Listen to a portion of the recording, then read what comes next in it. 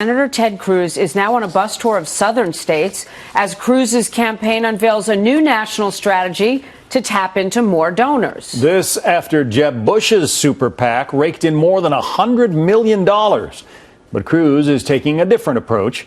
Chief political correspondent Carl Cameron live on the campaign trail in Olive Branch, Mississippi with more. Carl. Hi, John. The senator is likely to come in here to his event site in just a matter of moments. His bus pulled up just a few seconds ago. Earlier today, he was actually in Tupelo, Mississippi campaigning. And again, big crowds wherever he goes. He is focused on Iowa, New Hampshire, and South Carolina, particularly Iowa and South Carolina. And South Carolina was actually the first state of what is a 7-state barnstorming bus tour that he is in the middle of right now for the August recess from Congress and the congressional break period.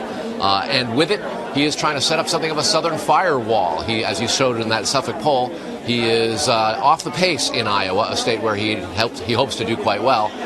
In New Hampshire, pretty much the same thing. South Carolina, a slightly different story. And it is his hope that by using the vast resources in his super PACs, he's got a couple of them backing him, as well as his campaign funds, he can build a national campaign strategy that will work through the long haul. And a lot of these other candidates in the field of 17 will begin to peel off. Cruz has the most money, second only to Jeb Bush, who, as you said, raised over $100 million. But counting his super PAC money, Cruz has got about $50 million to play with, and that far outpaces the rest of the field. If you look at what he said in Tupelo this morning, you can see he is looking at a national campaign, not so focused on the early steps, but trying to hold everybody back when the race gets long in the tooth. Watch. And I have to tell you, I could not be more encouraged at the energy, at the enthusiasm, at the passion that we are seeing all throughout the South, all throughout the SEC primary. People are fed up with campaign conservatives, with people who talk a good game on the campaign trail but then don't walk the walk.